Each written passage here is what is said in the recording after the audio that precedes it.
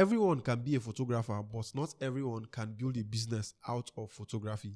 That's where B. Yusuf comes in. He's not just a photographer, but someone who has built a thriving business out of photography. We paid him a visit to his studio, and I found out that he wasn't even passionate about photography in the beginning.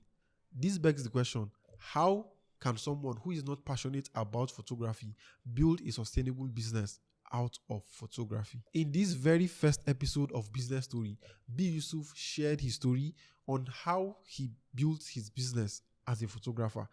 And I'm very sure that if you listen to this story, you will be able to pick up some things that will help you, especially if you want to build a business as a photographer, or let's just say business in general. Enjoy the watch. So, firstly, I would like you to introduce yourself and tell us what you do. My name is Yusuf. I am a fashion photographer, a wedding photographer, fine art photographer. Like from your work, I've been a big fan of your work, and anywhere I go, I used to say this is one of the finest photographer that I know. So I would like to know, before this photography, what was happening? How did you decide to become a photographer and do what you do? The first business I started is tailoring. Oh, okay. I started tailoring, but I did not go that deep to just like the basic aspect of it here.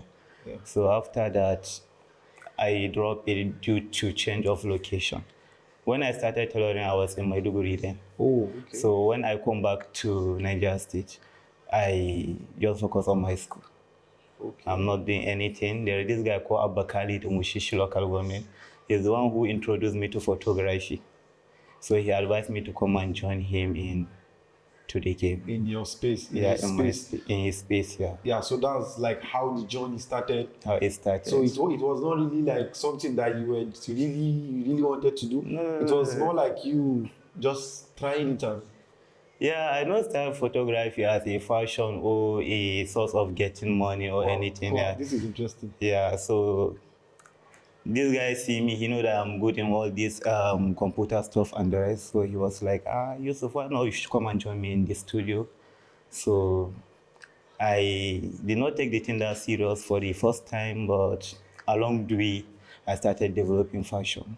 Yeah, so gradually. I would like to ask, you were not passionate. It's very difficult for someone to not be passionate about something and end up being as big and as successful as you are.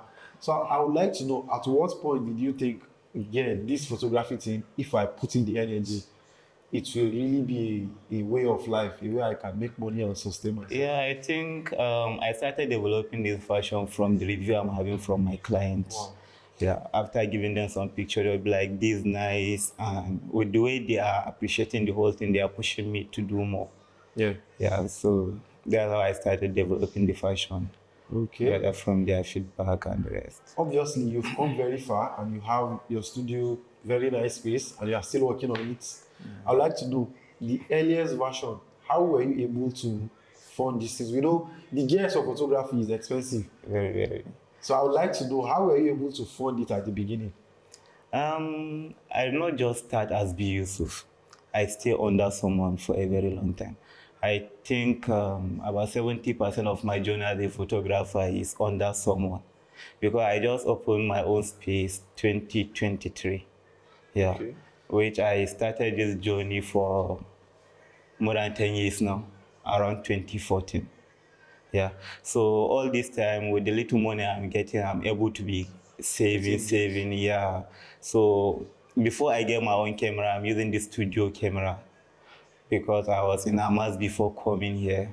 That's where I build my own skills and the rest. So I'm able to acquire a camera and a lens before coming here. But building this piece after, it wasn't easy. It wasn't easy actually. Yeah. It's a tough one. Yeah, and look at the space. Like it looks good, and I think you can stand on any angle in this studio, and you get a shot that will be presentable. Yeah. So one thing I also want you to talk about a little bit is about let's say, a client reaching out to you that they want to do a photo shoot, what are some of the things that like go through? How do you prepare? How do you prepare for a photo shoot?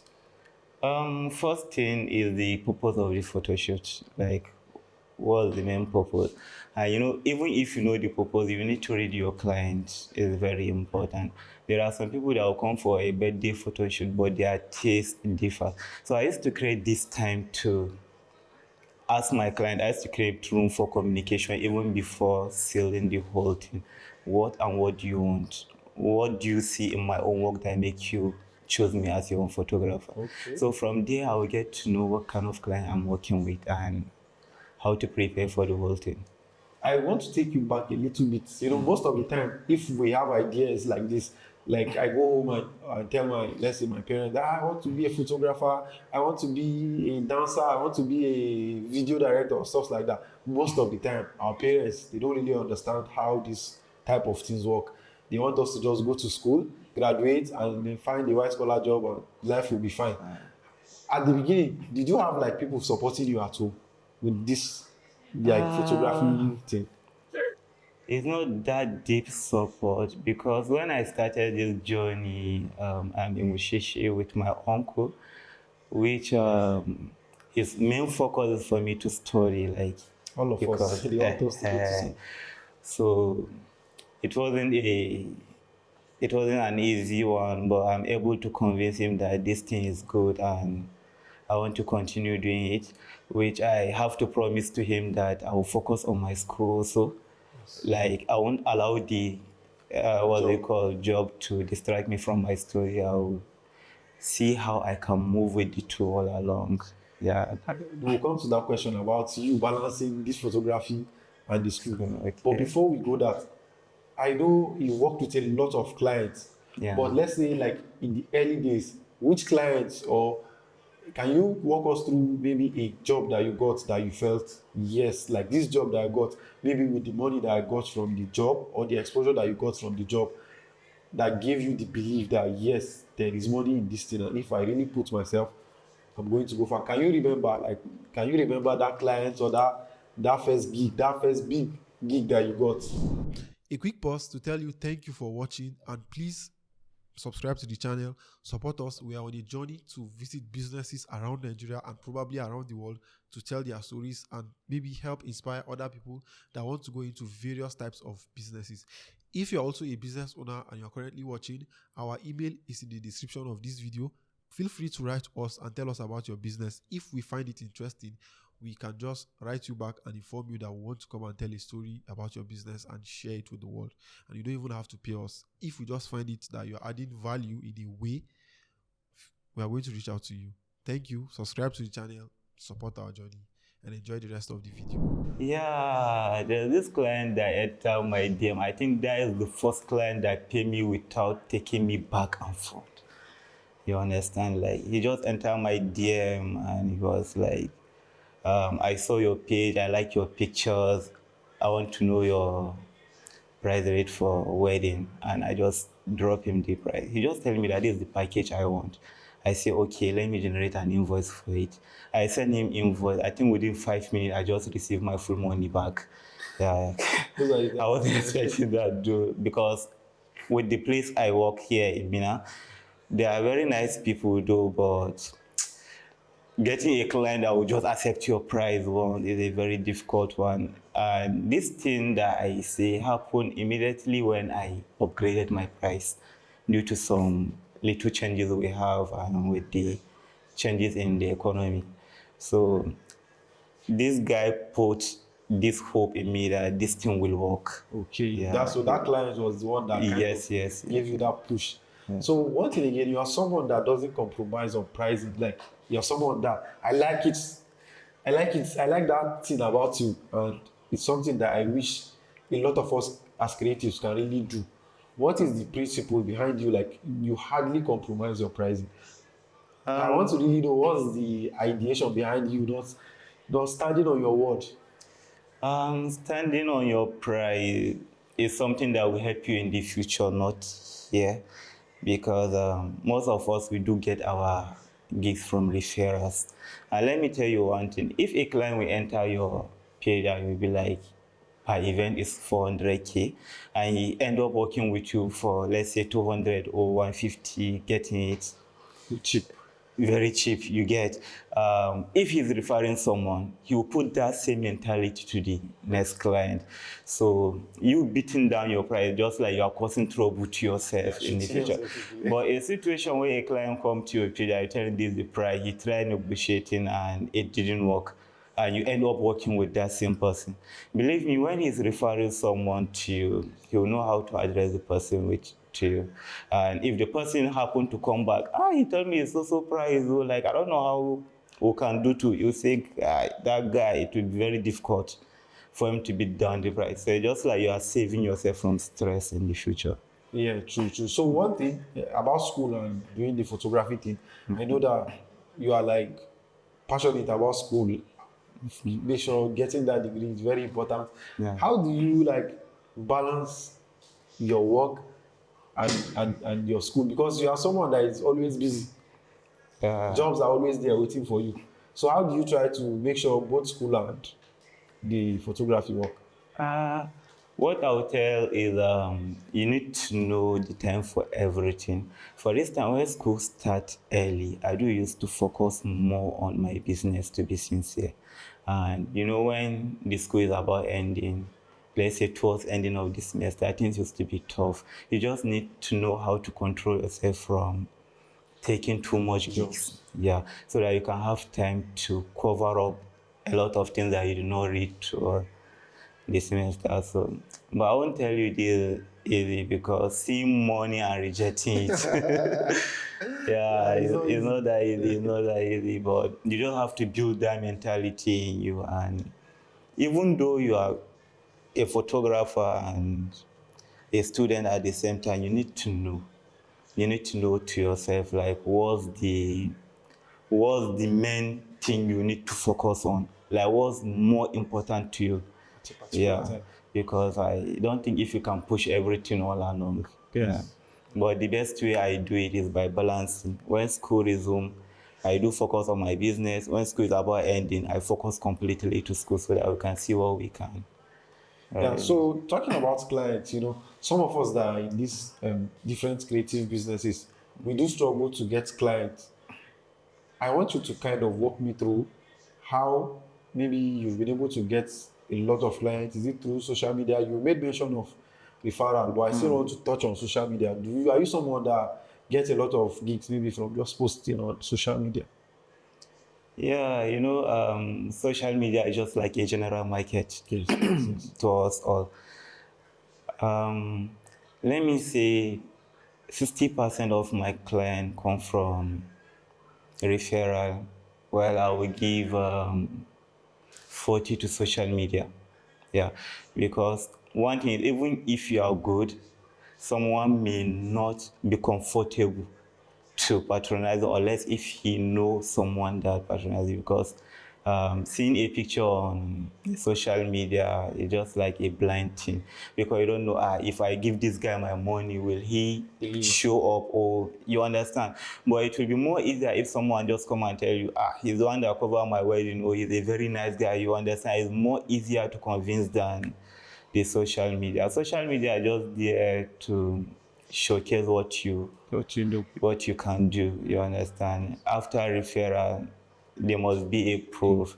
Yeah.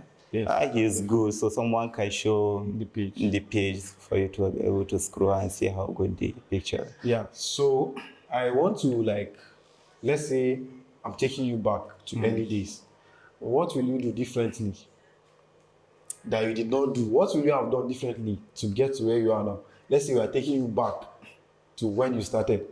What will you have done? And I'm asking this question because I know that there are a lot of people that also want to learn photography, or they are already in the business of photography and they are doing some things wrong. So this question is to kind of help them, walk them through how they can get better. I think I would say the fear. Okay. The fear in doing stuff, because when I wanted initiating my journey, I won't lie to you, how this fear in me, like, what if it did not go well? All these kind of questions, a lot of things. And when I started, I see it's not the same thing that I was thinking. A lot of things are coming in it. And sometimes I used to delay in doing something, let's say purchasing a very high expensive gear. I used to ask myself this question before, like, what if I purchase this thing and it did not turn out well? I did not get a lot of, I did not get bookings and the rest. You understand? Like, I'm going to waste the money, or I don't know what I feel. Yeah, So along the way, I come to remove that fear in me, which is very helping me today. It's very helping because I believe when you remove fear, you build up confidence, and confidence helps a lot in this business. Yeah, so well, you're basically saying when you started, you know, I think it's natural for all of us. Yeah. If you are doing new things to be, you know, scared, Yeah. you don't want to make mistakes. But I think mistakes is part of the journey. Sure. The more Sure. mistakes you make, the better you learn from your mistakes and you just get better. So I would like to say, okay, what are some of the challenges, like throughout your journey? What are some of the challenges that you faced? What make things easier for me? There is challenge, but what make things easier for me? I did not just come out on myself. I go under someone. Yes. You understand?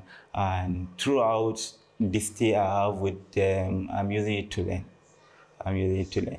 Let's say, for instance, when I was in Amal, there are a lot of things that we do apply and it did not work. You understand? So all those kind of errors, you shouldn't expect me repeating it again. You understand? So I stay with Abba Khalid in Khalid Jikta studio in Mushishi. I stay in Amal. These two studios, I started with them before coming here. I think I learned a lot of things before coming. And one thing that I'm very good at is I don't rush things. I think also everything that you see here, I plan it even before entering here.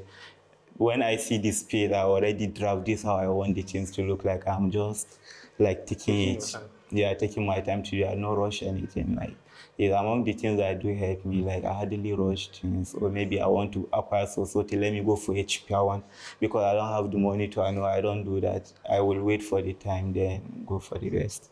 Yeah. So one thing I would like to say is the journey you had a mentor. I think along the way you had mentors, or I'll not say mentor. You did not learn from like one person. Yeah. It was a mix of different people. So having that type of experience is what has kind of helped you to make the right decisions. Now that you have your own space, I think I'm right. So one thing I'll ask is, let's say in the next 5 years now, where do you see yourself? What are the plans? If like this is like a message that you're sending yourself for the next 5 years, where do you see yourself? What do you see yourself doing? This is a difficult one. Good. I think my own dream now is to be recognized in the entire nation, not just limited in Mina. Yeah, definitely. Yeah. And I think you're getting it. Yeah, because we used to get gigs a lot outside Niger State too. Like, this is my own dream, to be having a lot of gigs outside. Yeah, because I do used to love traveling. Yeah, it's something that will expose you to different things, like new culture and the rest. So I think this is going to be the last question. What advice will you give someone starting out that wants to start photography? The advice I will have for any starter is the person should remove fear in himself, and you cannot acquire everything before starting. You cannot acquire. Even if you don't have a camera, you don't have lens or laptop, you can start. Because there are a lot of photographers there eating with their phone. Yes. Yeah. So this thing used to draw us back. I do not have camera. These gears are very expensive. It used to put fear in people, because even if you are, I don't think if gear are something that you can just go and touch now. So you just need to remove the fear. Just start, and the process. Just know what you are doing, because I don't advise anybody to do a journey blindly. You must know what you are doing. You must know where you are heading to. This will help you in navigating along the way. So, Yeah. so that's just it.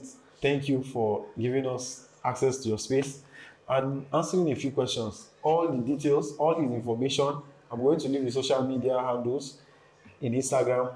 Instagram, I think, yes. Yeah, Instagram is going to be in the description of this video. Make sure you check it because I promise you, if you go to that page, you are going to love the pictures. Even me, I'm coming for a special session very soon here, and you are going to see it on that page. So make sure you check that page, and thank you again. Hopefully, someday, if the space is bigger, we can come back again and talk about the new milestones and the success. We wish you the very best. Thank you so much.